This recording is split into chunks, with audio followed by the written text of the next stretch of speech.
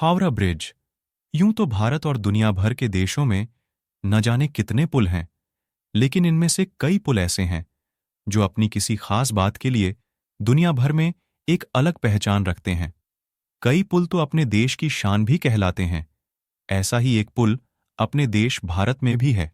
यह पुल सिर्फ देश में ही नहीं, बल्कि दुनिया भर में मशहूर है। हैरानी की बात तो यह है कि हावड़ा ब्रिज को हर रात 12 बजे कुछ समय के लिए बंद कर दिया जाता है। दरअसल वहां के आसपास के लोगों का मानना है कि रात के 12 बजे ब्रिज के टूटने का खतरा बढ़ जाता है। हावड़ा ब्रिज का निर्माण कार्य साल 1936 में शुरू हुआ और 1942 में पूरा हुआ। उसके बाद 3 फरवरी 1943 को आम जनता ने इसका इस्तेमाल करना शुरू कर दिया।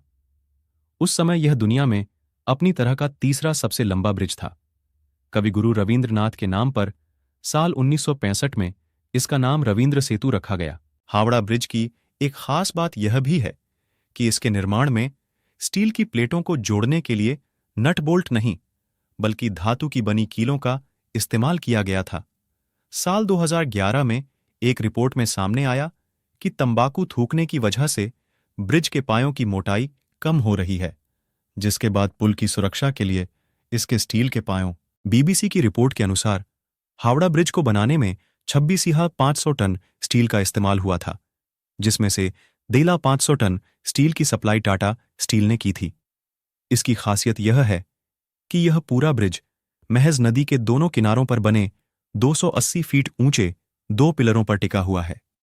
इन दोनों पिलरों के बीच की दूरी 1,500 फीट है। बीबीसी की रिपोर्ट के अनुसार 19वीं सदी के आखिरी दशकों में ब्रिटिश इंडिया सरकार ने कोलकाता और हावड़ा के बीच बहने वाली हुगली नदी पर एक तैरता हुआ पुल बनाने की योजना बनाई।